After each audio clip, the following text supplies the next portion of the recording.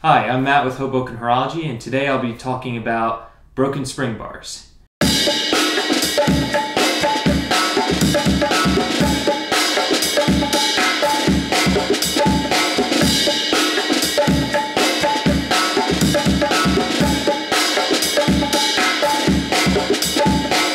At the end of the day, when I was getting on the train, I was in a little bit of a rush, and I actually snagged my band on something, and I ripped or bent the spring bar that was in here. I previously had the other one attached, and I actually made a video for that. But what happened was the spring bars I had bought from Amazon, the ones I got were not thick enough. They were very thin, and it was just a bad idea.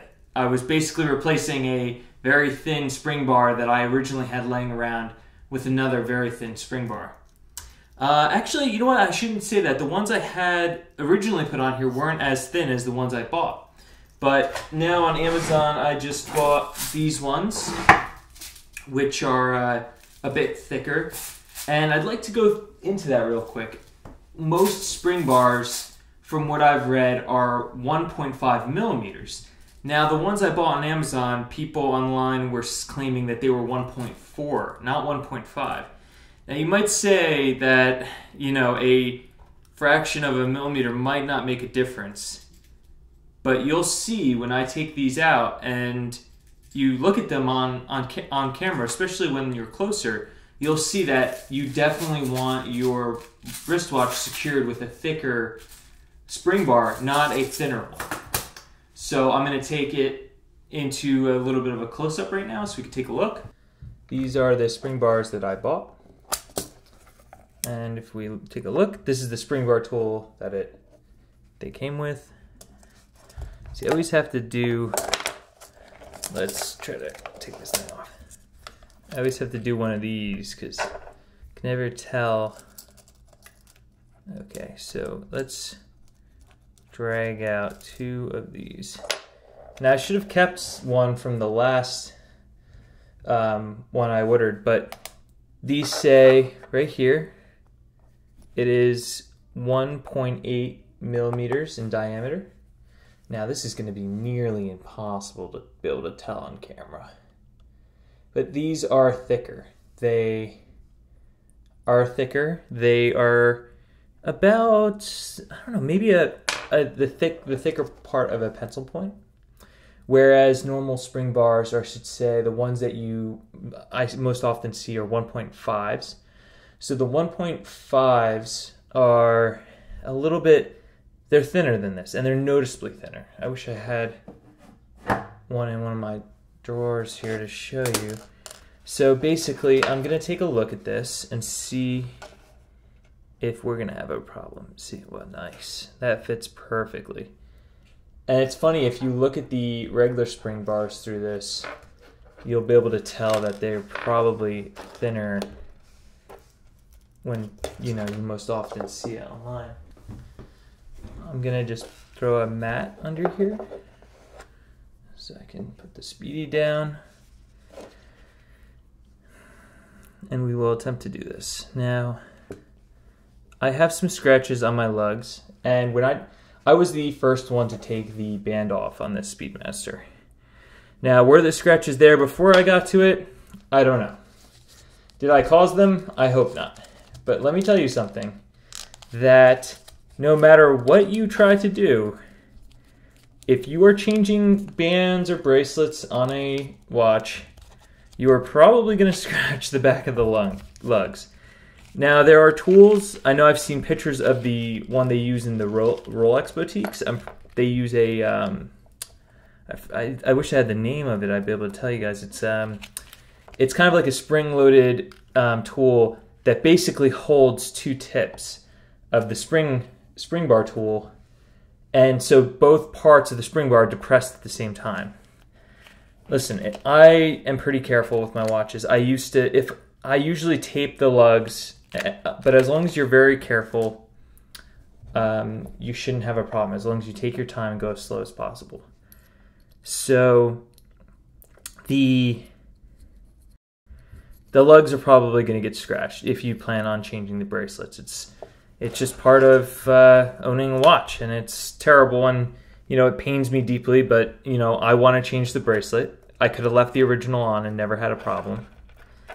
So actually, I'm going to turn on another light here, so I have a little bit better of a sight. Again, you'll see that I'm using a different tool. I'm using this guy, BartonWatchbands.com. This one I'm not using. Omega will give you something like this. And it's funny, you buy a brand new Speedy, and it comes with a spring bar tool just like that little one. So people, you know, and it comes with black NATO, I believe. So people everywhere are using that little one that Omega has given you. So I could probably do this with my finger, but I'm going to do this on camera, just like this, and I'm going to carefully pop it into place and do the same thing on this end. Now this spring bar actually looks slightly like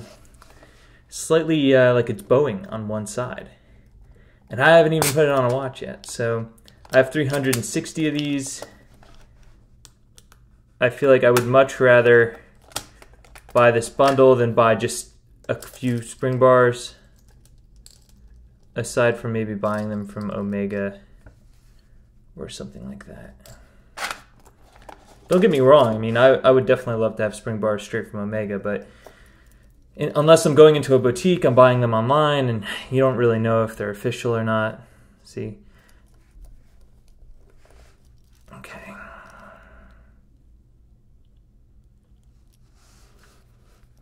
Now I'm going to... Okay, so right there I didn't make contact. I let it go because I was a bit worried that I was at too much of an awkward angle. So again, my hands are kind of oriented in a specific way because of how I have the camera set up.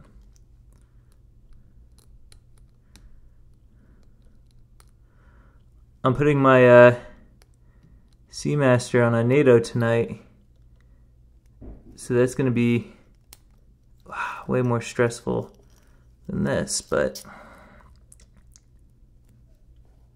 you see I have a lot of room to play here.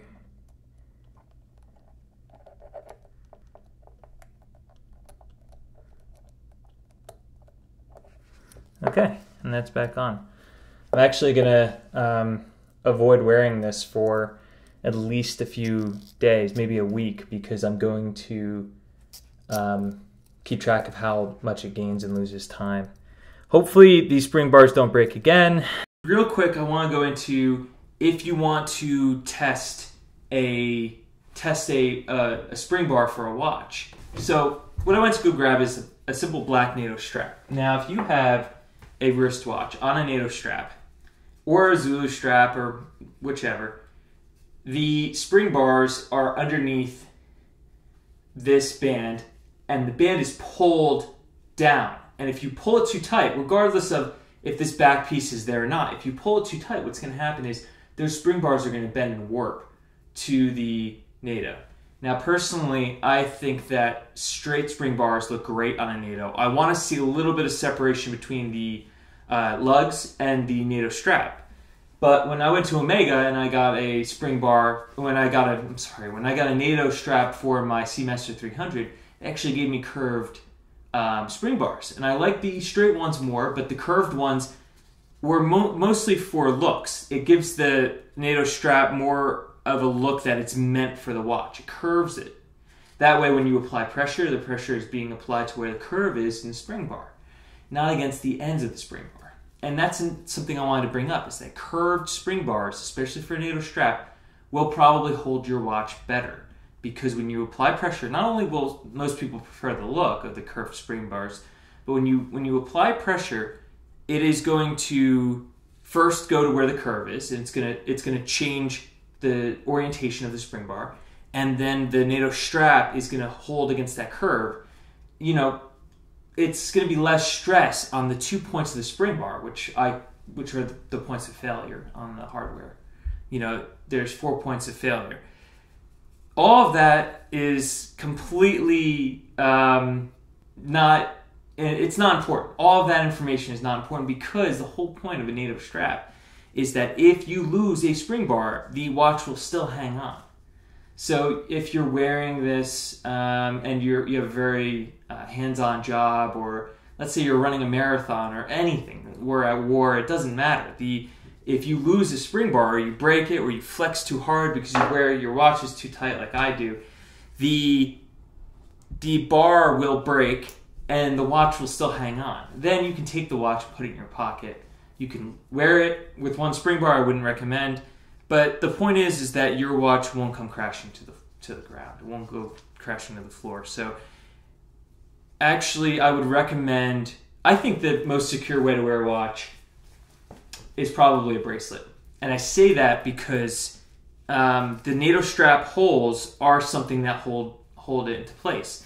And if we want to talk about points of failure, there is a point of failure right with the NATO strap. This one doesn't have a spring bar. But I've actually ordered some NATO straps, even from high-end markets. I'm actually pretty sure that the Omega one has a spring bar for the buckle, which really upsets a lot of people because that's a point of failure. There's a spring bar right on the buckle. But that being said, I've seen watches and experienced 2 watches now break at spring bar.